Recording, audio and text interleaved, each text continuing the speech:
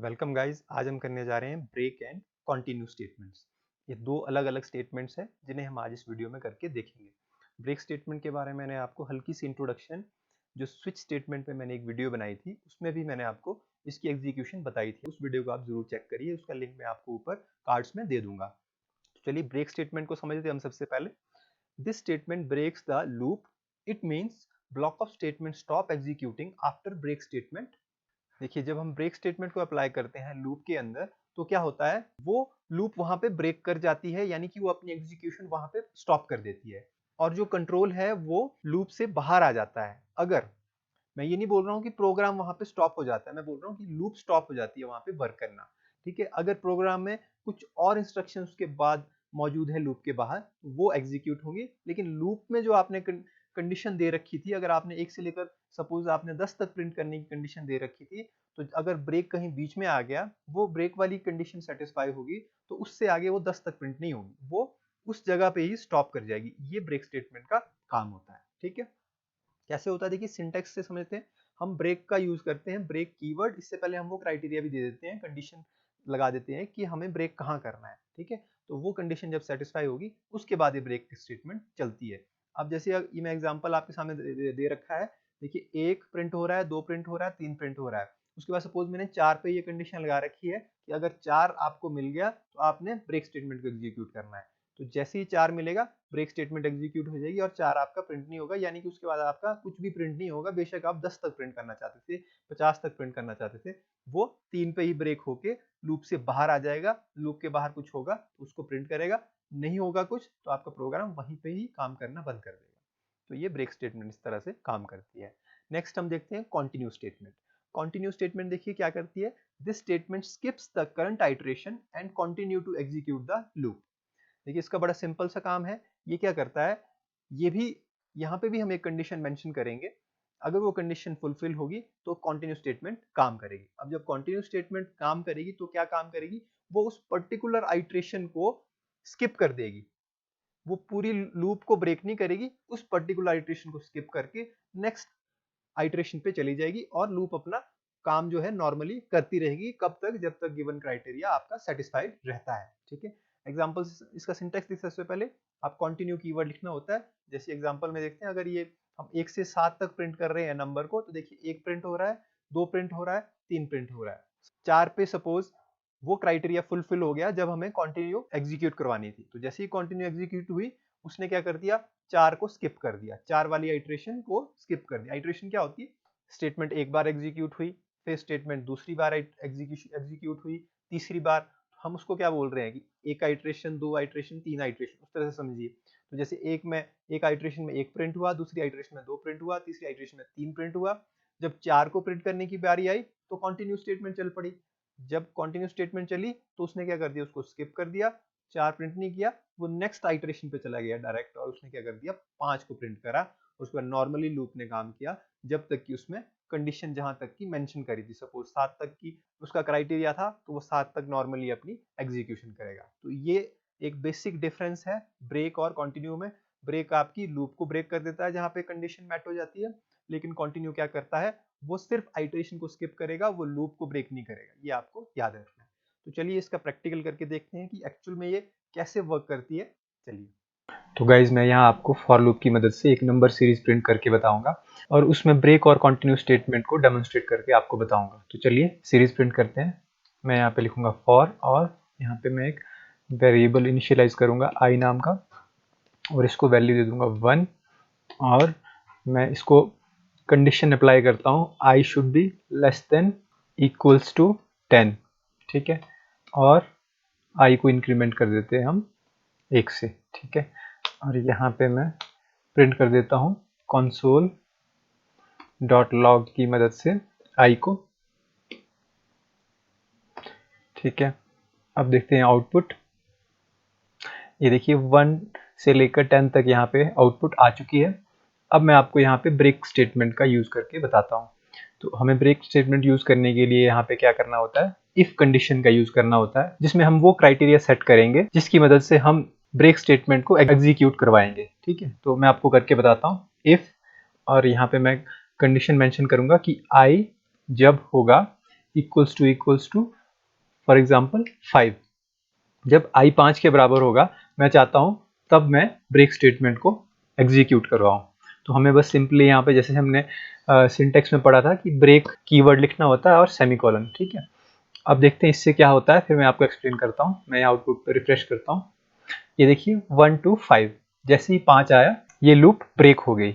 तो अब ये कैसे हुई मैं आपको एक्सप्लेन करता हूँ। देखिए i की वैल्यू जब 1 थी यहाँ पे, तो 1 का कंपैरिजन 10 के साथ हुआ, तो ऑब्वियसली 1 क्या है, 10 से छोटा है, इसलिए ये कंडीशन ट्रू होगी और ये console.log जो है ये स्टेटमेंट एग्जीक्यूट होगी और इसकी वजह से यहाँ पे आउटपुट पे देखिए 1 प्रिंट हो गया।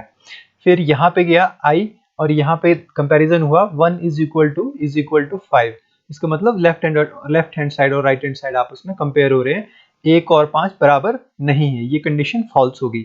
अब जब ये कंडीशन फॉल्स हो जाती है, ये वाली कंडीशन, तो ये दी गई ब्लॉक में जो स्टेटमेंट है ये एग्जीक्यूट नहीं होती है। इसका मतलब क्या, ब्रेक स्टेटमेंट यहाँ एग्जीक्यूट नहीं होगी। तो इसकी वजह से क्या हो गया, हमारा जो ये काउंटर है यहाँ से यहाँ चला गया और इसने इसको इंक्रीमेंट कर दिया, 1 से 2 हो गया। अब यहाँ पे इस तरह से 2 का कंपैरिजन 10 से हुआ, 2 अभी भी छोटा है, तो ये कंडीशन ट्रू हुई, जिसकी वजह से ये स्टेटमेंट एग्जीक्यूट होगी और हमें 2 यहाँ पे आउटपुट मिल गई। अब 2 का कंपैरिजन फिर से हुआ, 5 के बराबर नहीं है, तो ये भी यहाँ से स्टेटमेंट एग्जीक्यूट नहीं होगी, ब्रेक स्टेटमेंट अभी भी। और इस तरह से यहाँ पे 3 हो जाएगा, 3 पे भी ट्रू हो जाएगी, 3 भी प्रिंट हो जाएगा और यहाँ पे 3 का कंपैरिजन होगा, वो अभी भी यहाँ पे 3 जो है 5 के बराबर नहीं है, तो इस तरह से 4 हो जाएगा इंक्रीमेंट करके, 4 के लिए भी ये कंडीशन ट्रू होगी और 4 प्रिंट हो जाएगा। उसके बाद जब ये इंक्रीमेंट होके 5 हो जाएगा, तो 5 के केस में भी ये कंडीशन पर्टिकुलर ये वाली कंडीशन जो है ये ट्रू होएगी, जिसकी वजह से ये जो स्टेटमेंट है ये एग्जीक्यूट हो जाएगी और 5 हमें प्रिंट होके मिल जाएगा। लेकिन जैसे ही यहाँ पे आएगा, उसके बाद जब कंपैरिजन होगा 5 जो है 5 के बराबर हो जाएगा। इसका मतलब क्या होगा, ये कंडीशन जो होगी हमारी फर्स्ट टाइम इस लूप के अंदर ट्रू हो जाएगी और जैसे ये कंडीशन ट्रू हो जाएगी, हमारी ये इस कर्ली ब्रेसेस के अंदर जो भी हमने लिखा हुआ है, इस केस में हमने क्या लिखा है, ब्रेक, यानी कि हमारी ब्रेक स्टेटमेंट एग्जीक्यूट हो जाएगी। और ब्रेक स्टेटमेंट एग्जीक्यूट होने का मतलब है कि हमारी ये जो फॉर लूप है ये इसकी एग्जीक्यूशन यहाँ पे एंड हो जाएगी। बट जैसे कि मैंने आपको बताया था कि फॉर लूप ब्रेक हुई है, प्रोग्राम हमारा अभी एंड नहीं हुआ है, ठीक है। अगर इस प्रोग्राम में इस पर्टिकुलर केस में तो एंड हो चुका है, क्योंकि इसके बाद हमने फॉर के आगे कोई स्टेटमेंट नहीं लिखी है। इन केस यहाँ पे अगर कोई स्टेटमेंट हो, फॉर एग्जांपल console.log अगर मैंने यहाँ पे करा है, अगर मैं यहाँ पे कुछ भी लिख लेता हूँ, कोई स्ट्रिंग लिख लेता हूँ, this is outside for loop, ठीक है, तो देखिए ये स्टेटमेंट जरूर एग्जीक्यूट होगी। ये देखिए यहाँ पे आउटपुट पे देखिए आप, 5 पे जैसे कि ब्रेक हो गई थी हमारी फॉर लूप, बट क्या हुआ, उसके बाद भी हमारे प्रोग्राम में स्टेटमेंट थी, उसने उसको एग्जीक्यूट किया, ठीक है। तो इस तरह से ब्रेक स्टेटमेंट काम करती है। अब मैं आपको कंटिन्यू स्टेटमेंट एग्जीक्यूट करके बताता हूँ। तो कंटिन्यू स्टेटमेंट भी मैं इसी फॉर लूप के अंदर आपको बताता हूँ। मैं इसे यहाँ से हटा देता हूँ। अब मैं क्या करता हूँ, यहाँ पे कंटिन्यू स्टेटमेंट को मैं लिखता हूँ।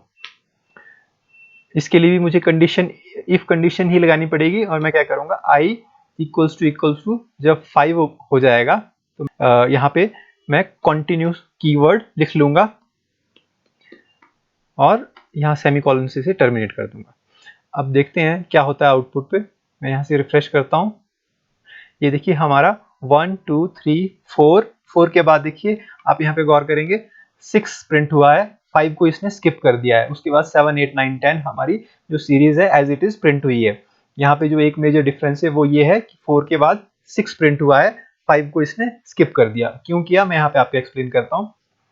जैसे कि आपको फॉर लूप की वर्किंग पता है कि जब ये कंडीशन ट्रू होएगी, ठीक है, तो हमारी यहाँ इस ब्रैकेट्स के अंदर जो ये स्टेटमेंट है ये सारी एग्जीक्यूट होंगी, ठीक है।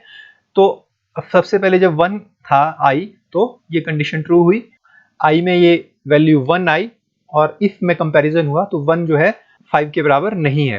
इस वजह से क्या हुआ, ये पर्टिकुलर सेक्शन हमारा एग्जीक्यूट नहीं हुआ, क्योंकि ये सेक्शन एग्जीक्यूट होने के लिए जो एक कंडीशन है वो है इसका ट्रू होना, ठीक है, जो इस केस में नहीं हुई।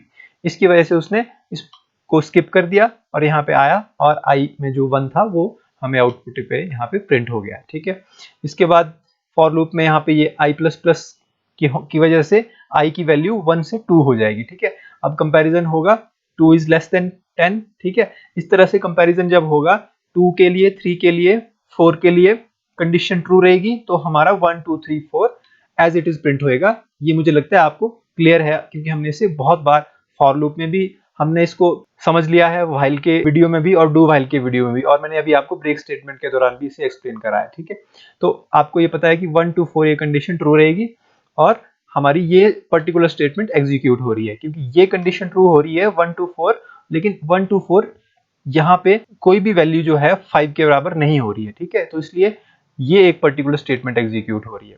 लेकिन जैसे ही 5 हो जाता है यहाँ पे आई की वैल्यू, ये कंडीशन ट्रू हुई, ट्रू होने के बाद यहाँ पे आया 5 और 5 इज इक्वल टू 5 हो गया। ये कंडीशन फर्स्ट टाइम इस लूप में ट्रू हुई। अब जब ट्रू हुई तो हमारी ये ब्लॉक स्टेटमेंट का एग्जीक्यूट हो गया, जिसमें हमने कंटिन्यू लिख रखा है।